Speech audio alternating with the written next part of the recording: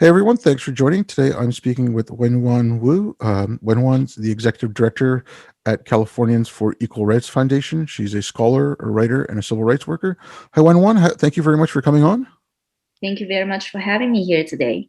So I've been following you a little bit on Twitter, and you've been working a lot with education, and especially I guess like how it comes with Asians, things in like Harvard where they're taking away SAT scores or getting rid of gifted programs. Um, but recently, you filed a civil rights complaint against the San Diego, one of the San Diego school districts. So I was wondering if you could talk about how you started getting involved in this, and then what you were, if I'm not mistaken, I think you guys were also working against Prop 16 in California. That's right. That's right. Well, thanks for the intro, Bade. Let me just go dig a little bit into my journey of public advocacy. So, short story long, I started working on issues related to equal rights and equal education rights, starting in the Asian American community in early 2018. That year, I was hired by a national nonprofit organization called the Asian American Coalition for Education, which is a leading organization in the Asian American community fighting for equal education rights, not only for the Asian American students, but for all American students. And I one of the first cases that I got involved in with my home group, ACE, was the Harvard case. So as you may have known, Harvard has used racial de facto racial quotas, racial stereotypes, and higher standards to unfairly discriminate against the Asian American students. And there are a lot of it's a story for another day. But from that group, I got connected with various civil rights champions who have worked on the issue of equal rights and equal citizenship since the 1990s. And people like Walt Connolly, Gail Harriet, Richard Sander. So I early last year, I was alerted to this bill in the California legislature called ACA 5, which stands for Assembly Constitutional Amendment number 5. That bill was an amendment to bring back race-based affirmative action in California. So in California, there was a proposition that was passed by popular vote in 1996 called Prop 209. And it basically states that the state shall not discriminate against or grant preferential treatment to any individual or groups on the basis of race, sex, color, ethnicity, or national origin in the operation of public employment, public education, and public contracting. So this Proposition 209, later was codified into the California state constitution to be known as the constitutional guarantee of equal treatment in California. And because of this, California became the first state in 1996 to ban race-based preferential treatment or race-based affirmative action on the state level. And last year, there was an attempt to overthrow this, which was later known as Proposition 16. So I had the honor and privilege to work on that campaign, the No on 16 campaign, as its executive director last year. And we did a brilliant, remarkable coalition that's broad-based, that united people, not only Californians, people from across the country, from different political persuasions, different racial, ethnic, religious backgrounds, to champion a message of unity. And even though we were outspent at a factor of 16-1 by our opponent, we won overwhelmingly. We defended the constitutional principle of equal in California with over 50.2 votes last November, which means that over 9.65 million Californian voters voted to reject racial preferences on last year's ballot. So from then on, I thought I could take a break after the campaign. It was brutal, and really, it was nonstop for about 6 months, and we won, and we thought, hey, no, maybe we we could take a vacation in the Caribbean, and no, it didn't happen. Of course, we were soon involved. We were soon involved in this counter movement against critical race theory and against critical ethnic studies in California. So we were again alerted by some new partner groups in California first, and then other groups throughout the country, that this is going on. There is this very insidious political doctrine that is predicated on exaggerated racial differences and an artificial racial hierarchy that's infecting not only our college campuses, but also our K-12 classrooms and our workplace. So from then on, I've gotten more and more involved within this countercultural movement against critical race theory or anti-racism, or however you label that. And I think I am personally attracted to this fight because I really see this as what I call racial preferences 2.0. So racial preferences 1.0 is what we fought against last year, right? Race-based affirmative action. So affirmative action in its letter and spirit was a federal policy designed to lift up disadvantaged populations. At the time, it was about racial minorities. But in principle, it's about to help people regardless of race, sex, color, or ethnicity. And then it slowly morphed into racial preferences. But still, the ideas and the ideology behind race-based affirmative action are still somewhat within the liberal camp of the Western thought.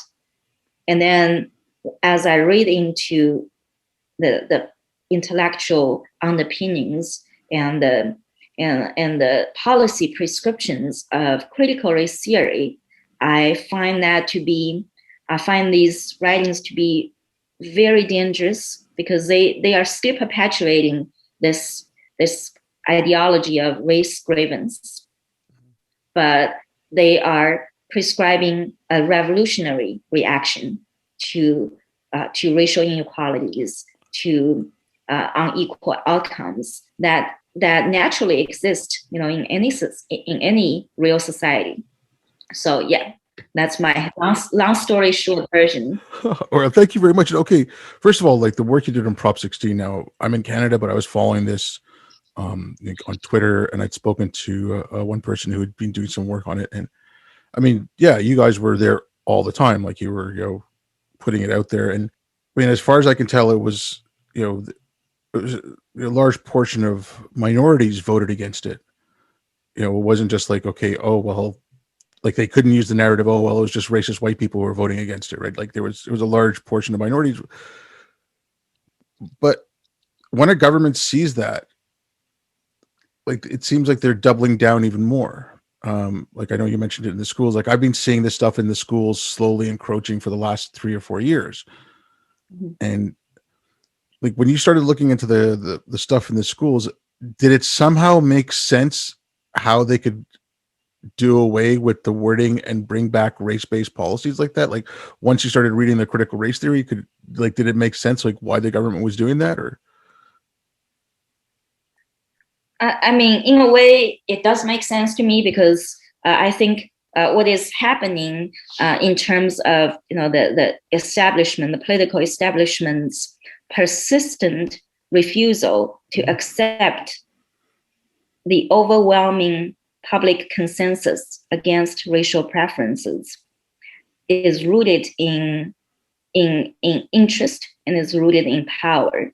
So they are preserving a status quo that they have built for decades since the end of the civil rights movement, based upon exploiting racial differences and racial grievances. And you're certainly right that the defeat of Proposition 16 was a defeat of the overwhelming majority of Californians that are even more diverse than 24 years ago when Prop 209 was passed with a smaller margin, right? Mm-hmm. And in one of our scholar supporters wrote an analysis on the electoral result of Prop 16 and found out that most counties, the counties in California with the biggest Hispanic populations actually did not go with Proposition 16. They still voted to reject preferential treatment. So it really becomes, a fight between, and this is not just Prop 16 or race-based affirmative action. We're also talking about the extension of racial preferences, right? In today's ideological invasion by critical race theory, this is really a fight between the establishment and the people. Okay. All right.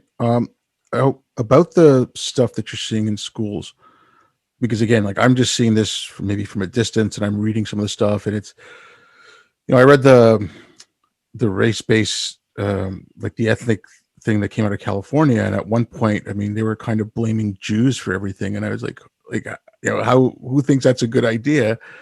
But can you try to, like, some of the stuff that you see, like, okay, mathematics is racist, or showing your work in mathematics is racist, like, being on time is racist, that kind of stuff. Like, are you focusing on that kind of stuff, or are you focusing more on admissions into schools, like where they want to get rid of standards, or they want to get rid of admissions to STEM schools or gifted schools and things like that? Like, what's the focus of what you're doing? I focus on both because I think that an attack on merit-based admissions or an attack on merit is so closely interrelated with attacks on equal treatment and critical theory, or its manifestation in California in terms of the critical ethnic studies movement are essentially attacks on equal treatment. Basically, they are treating students, teachers, and individuals in general differently and discreetly based on race, and that's wrong. That's unconstitutional. That's illegal, and that's also immoral. So the cases that you spoke about the ethnomathematics stuff in California, I also followed that, and I use that as an example to demonstrate how pervasive this ideology has become in hijacking our public education system. So the one example, of course, is this proposal to reframe the mathematics framework in California, Oregon, and Washington State to reflect an anti-racism focus. I think that is fundamentally inaccurate and anti-intellectual, right? And then we also have this ethnic studies movement that's starting in California. And you were right. The previous drafts, the first three drafts of the California ethnic studies model curriculum were explicitly anti-Semitic. That they diminished a lot of, they basically treated Jewish Americans as white Americans, and therefore as people who have power and privilege just because of their skin color. And many Jewish American groups in California fought against the previous radical versions of ethnic studies model curriculum. So that anti-Semitic focus was then taken off from the final fourth version of the ethnic studies model curriculum. However, the finally approved version by the California State Board of Education is still very much rooted in critical race theory. And that's a big problem because the state educational authorities in California are trying to promote this final version as a national roadmap for how ethnic studies or social studies and even history should be taught in our K-12 classrooms. So that's problem number one. Problem number two in California particularly is that a lot of local districts, such as the San Diego Unified School District, are implementing previously rejected and more revolutionary ethnic studies model curriculum. Okay. Now, when you mention this stuff with, because Jewish people are white now and they have white privilege, they're, you can forget their past oppression. Now, I saw this thing in Toronto. It was an online conference, and it was in June of 2020. And it was called Brown Complicity in White Supremacy. So how brown people were holding up white supremacy. Now, I'm seeing the same stuff coming out. Like, there's you see all the attacks on Asians that they're kind of highlighting right now, whereas, some of these have been going on for years, but they kind of didn't say anything about it before. But like with this, like attack on maths, or like, mentioning what Harvard was doing or what Yale was doing. When you see like for myself, like if you're equating brown people to taking on whiteness and you make whiteness evil, then brown people are evil. And if you do the same thing to East Asians and you say, okay, well, because you're successful, because, you do well in math, like, if doing well in math is white, there's something wrong there. Like that whole premise is wrong to begin with. But if you start doing things like that, it gives people an excuse to be hateful, be racist, take out I don't like, I'm not sure, like, are you guys focusing on stuff like that? Or are you including that in your complaint, or are you looking at that kind of thing? Because for myself, when I hear, because I'm brown and I got a job somewhere and I'm successful, I'm complicit in white supremacy. I'm like, excuse me. My family came here, my family moved here when I was 6. I'm from an immigrant family. I went to school. I worked hard. I got a job. I'm doing all right. Like, what's white supremacist about that? Like, it's right. We didn't explicitly focus on sort of the the model minority myth, which is I believe being weaponized by the leftists to promote their agenda, their political agenda against white supremacy, against systemic racism. But we didn't specially talk about this issue in our complaint. We did zero in onto the many empirical and theoretical flaws behind the hypothesis of systemic racism or white supremacy. We did point out that the evidence used by these so-called diversity, equity, and cultural sensitivity trainers hired by San Diego Unified, the evidence is paper thin to prove that there is an overarching institutional structure that's racist, that's upheld by white institutions, white people, or white adjacent people. So if you and I, we're Asians, and if we subscribe to this this belief of of personal responsibility and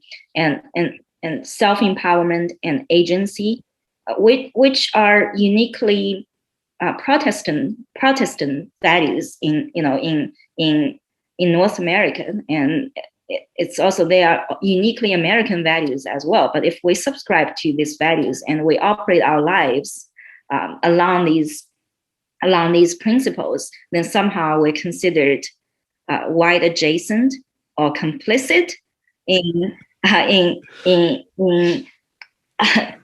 perpetuating this structure of systemic racism. I find that to be very juvenile and inaccurate. Yeah, I know. I mean, like I said, that stuff really bugs me. But now, okay, I just want to, like, did you study were you your whole life in the US, or did you spend some time in like Hong Kong or China or Taiwan, or were? Yeah, so I spent my first 22 years in mainland China. I was born in southeast town. We call that a town, but it's actually a city with 10 million people near Shanghai. And I went to southwest China, very far away from my hometown, for my college. And I studied economics and trade for my bachelor's degree. And right after I graduated with my bachelor's degree, I came here to Miami, Florida, to pursue my graduate degrees. So I graduated with a master's degree in international studies, and then subsequently I enrolled in the doctorate program at the same school, University of Miami. So I spent my first 22 years in China, and then I came here. It's about a little over a decade now. Like the only reason I was asking is, like, I mean, I come from a Muslim background, and when I Yeah. look at this stuff, I compare it to, like, fundamentalist religion, and I know a lot of people make like are saying, okay, well, you can see see the roots of like the Cultural Revolution in this, like Maoist. Like, would you be able to, like, what you're seeing in the schools and stuff now, that kind of thing? Like, obviously you weren't alive when Mao was there. Like, this is way long ago, but like, I don't know if how much of that is discussed in China, or if like you can't mention Tiananmen Square in China. So I'm just wondering, like, if like, how much did you learn more about that when you came here, or did you obviously your family might have talked about it, things like that. Like how do you compare what you're seeing now to some of the stuff, like, from like the Cultural Revolution stuff? Right. So there are eerie parallels between what we're seeing today, not only in the academia in America, but in terms of our whole society, and what happened in the Cultural Revolution in China in the 60s and 70s. Now, I grew up in the early 1990s in China. China was still very red, much more red, like much more collectivist and in a sense communist than how it is today, as an economy that's basically rooted in state capitalism with a single party authoritarian government, right? But when I was growing up, I did read a lot of books on the Cultural Revolution, and that was because even though these books were banned in mainland China, my aunt, who has lived in Hong Kong for quite some time, would send us these books. So we call these, the banned books. And I would say that I grew up reading these books, and I also had a lot of family stories related to the Cultural Revolution. So I would say that I am somehow, aware of what went on, and have enough awareness and knowledge to compare that historical event with what is going on today. So, fun fact: my grandmother, my maternal grandmother, came from a family of small rice merchants, and my maternal grandfather was a so-called upper middle class farmer in China, and they were they were persecuted during the Cultural Revolution, because my grandmother was considered a capitalist, and my grandfather was considered a bad element to the communist revolution, because he openly criticized Chairman Mao. And the person who led various struggle sessions against my maternal grandparents was my stepfather. So my stepfather was the local leader of the Red Guards, during the Cultural Revolution. Mm-hmm. We talk about these things, nowadays as not fun, but as a realistic reflection upon our family history. And he would reminisce and regret about what he did, but he also reflected upon that as coming of age time. But he doesn't feel proud about subjugating my grandparents to struggle sessions. Do you mind if I ask you? Sorry, I didn't mean to interrupt. So you were saying your aunt was sending you some books and you could read about the Cultural Revolution. Now, when you were in China itself, like I'm assuming they taught something about it, but was it all like we were led out of oppression into this glorious period? Like how did the state describe like Mao's revolution? Like how were they describing it compared to what you were reading from what your aunt said? Sorry, I didn't realize. I would say that the state has had a somewhat timid yet revisionist attitude toward that period of time, speaking directly to the Cultural Revolution. And I think that the Chinese state, Beijing, realized that it was a mistake. So the Cultural Revolution was not glorified in our textbooks, but it was not extensively talked about either, because doing so would delegitimize the one-party system and the authoritarian government, of course. Okay, no, I was just curious because just one little thing. Like, okay, I visited Vietnam, and they have, it used to be called the War Atrocities Museum, and now it's called like the War Remnants Museum. But they were showing videos of the friendly Viet Cong, and they were talking like so that was like, if you look at okay, obviously if you look at it from an American point of view, the Viet Cong were the enemy. South Vietnamese were allies, that type. If you look at it from that point of view, but seeing that, and it was almost like state propaganda in a tourist site, saying like, okay, the Viet Cong were friendly, and what I'm not trying to defend the United States or anything here, but it's just like seeing that way that was being put. I just was wondering what it was like, because I've had, I don't know if you want to call it good luck or whatever, but I've worked in places like Bosnia, and I've worked in places like Afghanistan, and where there was like huge control, and they were control over everything that was said. And you hear about, like in Bosnia, you would hear about the stories from when Tito was in power and things like that. And when I was in Afghanistan, some of the people would talk about what the Taliban had done, like to them or their family and things like that. So I was just kind of curious about that, because there is a lot made and a lot of people are saying it. And I mean, from what I've read, I can see the similarities between a lot of dogmatic and authoritarian regimes and what's going on in academia. Let's just say, like, I mean, professors getting fired for a Facebook post is ridiculous. Yeah, absolutely. Yeah. So to your point on your point on Vietnam, I think it's, I wouldn't say it's the norm, but it's often the case in a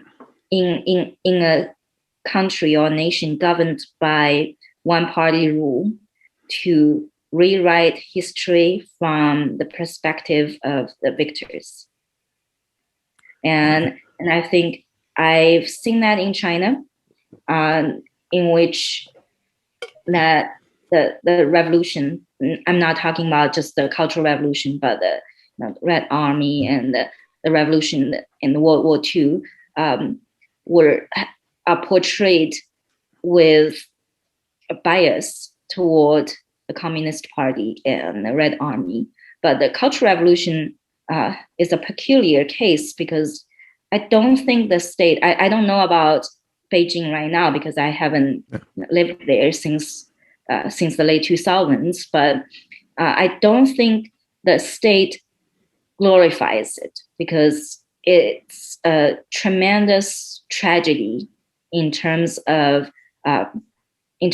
class struggle and really stopping the national progress, because the whole country went crazy for about 10 years for an ideological revolution that killed millions of people and tore down families and culture and our legacies, right? So I think coming back to the United States, I wouldn't say that we are undergoing a cultural revolution, a Chinese cultural revolution reincarnated, because we are still in a democracy, right?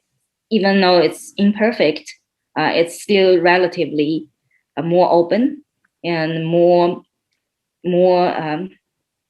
tolerant than what it was in China in the 60s and 70s. However, I do see signs of the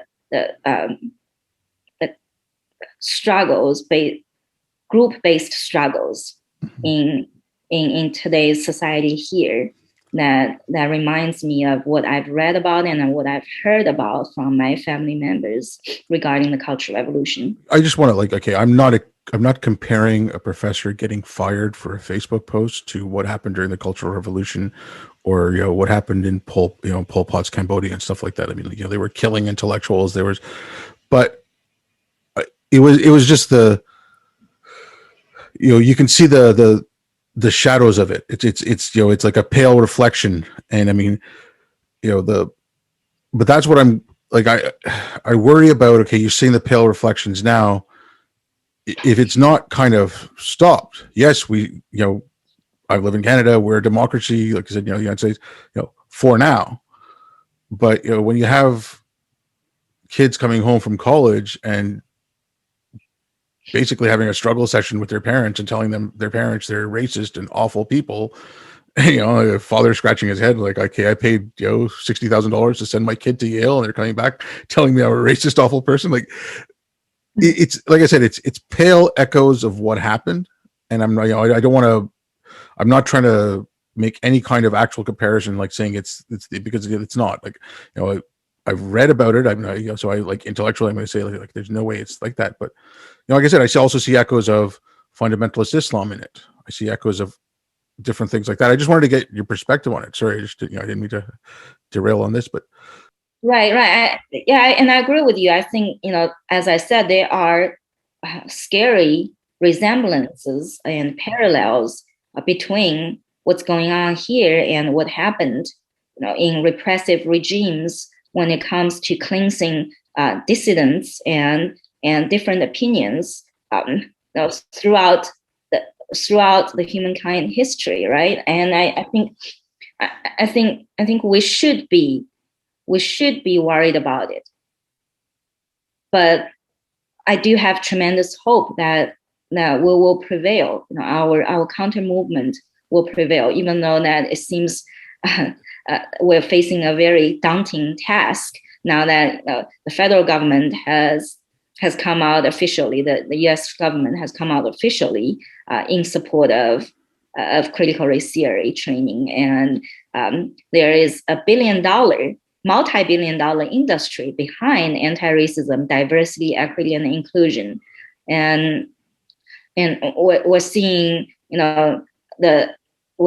this illiberal trend of indoctrinating our kids and our workers. It's scary, but at the same time, I'm also seeing the rise of a very organic yet genuine counter movement. Yeah, okay. You mentioned that you brought it up, the federal government. Yeah.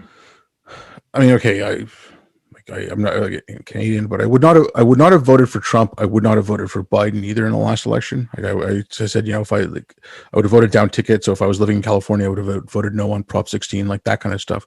Because I didn't think either of them was worth voting for. But that executive order that Trump had made was actually one really decent thing that he did. And I agree. And I knew that Biden was going to take it away, but I was hoping that he could, before he did it, there could be some swell up to say, okay, keep that. It's actually decent because it was well written. Mm-hmm. But when you see that coming from the federal government, I mean, would you look at that as saying, okay, you know what, we're going to fight this on the level of education as a local jurisdiction? The federal government has no jurisdiction here. Like, would you want to put that separation of powers back into place? Because it should be a school in San Diego won't have the same problems as a school in New York City, even though they're two big, two large cities or whatever. I think they're completely different issues. So right. Education should be a local issue. Like, I mean, I don't know, have you even thought about something like that? Or yeah. So and you're right. Education has been in the United States a decentralized local matter, and I think it's disappointing. While it's disappointing to see the federal government throwing its weight behind an ideology, it does not mean that parents, students, and teachers on the local level are powerless. So there are many ways to push back, such as filing an administrative complaint, like what we did in the case of San Diego Unified School District. And in more egregious cases, filing a lawsuit against critical race training and standing up, mobilizing, rallying to say no to indoctrination and the political dogma of anti-racism. I think that we still have a lot of wiggle room, both at the local and the state levels. And we've seen states like New Hampshire, Florida, and Idaho passing or considering bills that would ban racial stereotyping and critical race theory training that clearly discriminates against one racial group. So I think there is a lot to do at the local level. Okay, yeah, and I mean, you mentioned a couple of groups because I know a couple of people that are involved with FAIR and also with Defending Education. Right, Parents Defending Education. So okay. I mean, those are organizations like things like that. Like, when you mentioned grassroots, as opposed to all this stuff that the critical race theory or whatever, they make it sound like it's organic, generic demonstration and advocacy, but it's coming from academia. It's coming from within the system itself, and it's like they're getting these people to think they're advocating, whereas what I'm seeing from like FAIR and things like that, it's actual parents who have written letters or teachers who have written letters, and people standing up, or like that woman in Nevada taking the school to court. And that's another thing. These people are, some of these things, like what was happening in Nevada, that was racist, and I think that needs, that's a clear violation of civil rights. So yeah, the legal action's justified there, but at the same time, I don't want to see school district after school district sued out of existence, because you already have a problem with and maybe you can talk about this, like the schools that don't have, kids are only, I think, 35% of kids graduating at reading level, or 20% that can do math at grade level and things like that. And at the same time, like they want to get rid of grading policies or entrance policies because only 20% could do math, so it must be the tests that are racist. Like how do you try to equate that? That's why I said earlier that the attack on merit goes hand in hand with the attack on equal rights or equal treatment, because I really see this whole thing with critical race training and all this ideological hijacking of our public education system as a deflection from the real problems in our educational system, meaning persistent achievement gaps, learning losses related to both the pandemic and longer sociopolitical problems in our society. So we're not addressing these problems heads on. We're not even acknowledging these problems. And instead, the bureaucrats and the political establishment want to do away with merit or standardized tests or academic selection as a whole, and then at the same time, they want to further dumb down the students or further divide our students with ideological training.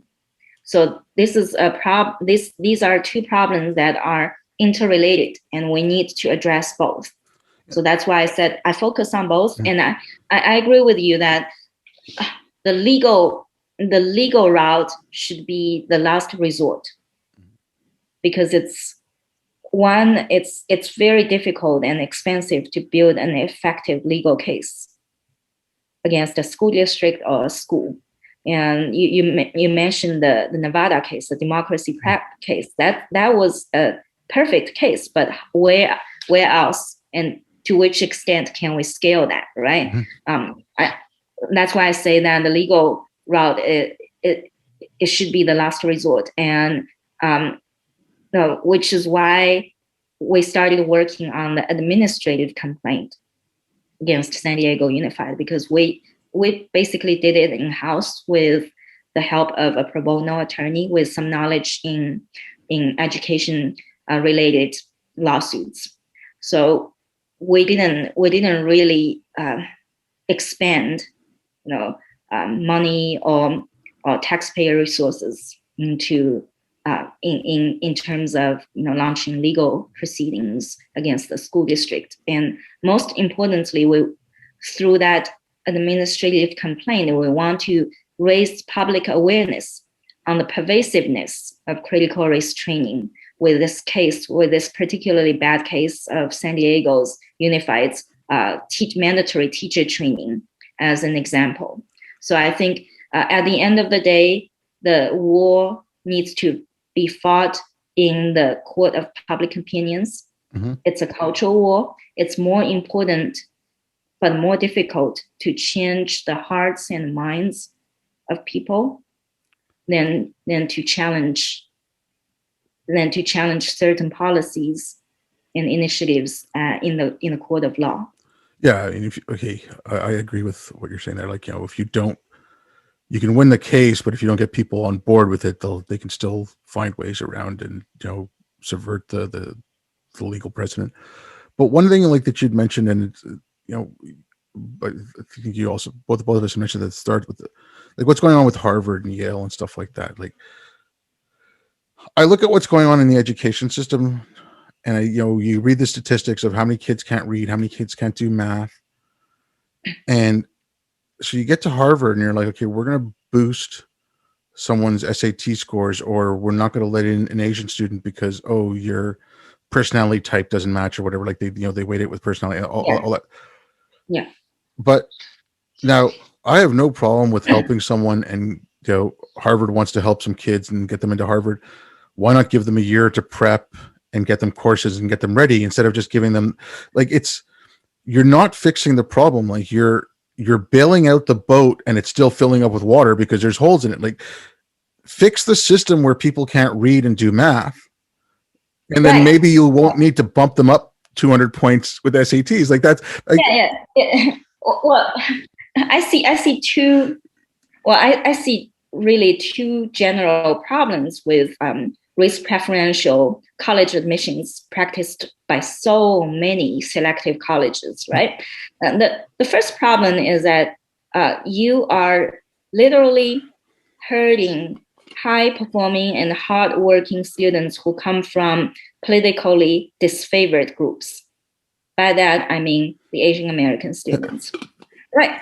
But number two, which is a more practical problem, is that this is a form of soft bigotry, uh, of uh, of low expectations. So we are not lifting up the underserved students or underperforming students by simply handing them a ticket to these schools.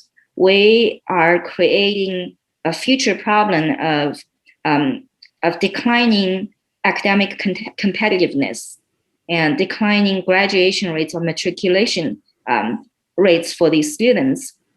And we're hurting. So these policies, race preferential admissions, boomerang on the so-called intended beneficiaries. And you're right, fixing the outcomes of college admissions do nothing to address the deeper issues in our pipeline, in K-12 education. So for example, in California, students grades 3 to 8, 6 in 10 of them cannot do math proficiently. Half of them cannot read proficiently. And this certainly is not a problem limited to California. I'm just using this as a prime example, right? So we're looking at a sinking ship and a shrinking pie, and what these people, the ideologues and the advocates for both racial preferences and anti-racism are calling for, are demanding, is a bigger slice of pie in a shrinking pie. And at the end of the day, it's a race to the bottom. And we should be focusing on in a perfect world, we should be focusing on solving the real inequities and real deficiencies in our education pipeline. But I said that it should be the case in a perfect world, but we don't live in a perfect world. It's not politically expedient to address these entrenched problems because it's painful. It takes a lot of structural adjustments. It takes reforms beyond education. We're talking about reforming the culture, the communities, families, right? So it becomes an all evolving problem that needs to be addressed. But there is no political incentive. There is very little political incentive in addressing these root problems. It's easier and more politically rewarding to put a Band-Aid, say, hey, we are helping the underprivileged students by rewarding them slots in selective colleges, and now they selective gifted and talented programs in K-12. So that is tantamount to vote buying, right? It's like almost a pork barrel project, but there is a lot of political capital and entrenched interest behind this paradigm of racial preferences. So we're facing a giant, we're facing a Goliath like what we faced last year in California. Okay. Look, I don't want to keep you too much longer, but if you wouldn't mind talking about what you've got going on, like I know you're working on this one case, but are you working on anything else? Like what? And if there's ways people can get a hold of you, you can get support, like let me know. I'll put any links in the description. So if you don't mind, go ahead. Sure. So this year, one of our biggest working priorities is to sustain and assist in this movement against critical race theory. So we're helping parents, teachers, and students file complaints or identify problems of problematic cases of critical race training on the local level. So we will continue on this path of assisting discriminated against individuals to hold the districts and the schools accountable to such discriminatory and divisive ideology. And at the same time, we are also we're also launching a campaign to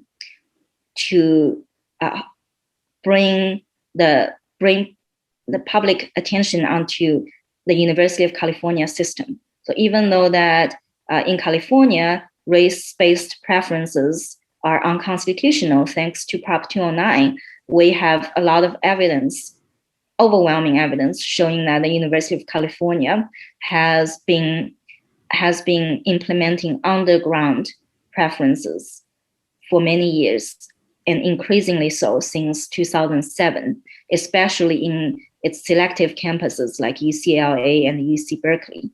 Last year, the University of California abandoned its academic selection process and made SAT and ACT scores optional for its applicants. As a result, we're seeing a huge dip of Asian American admissions at selective UC campuses.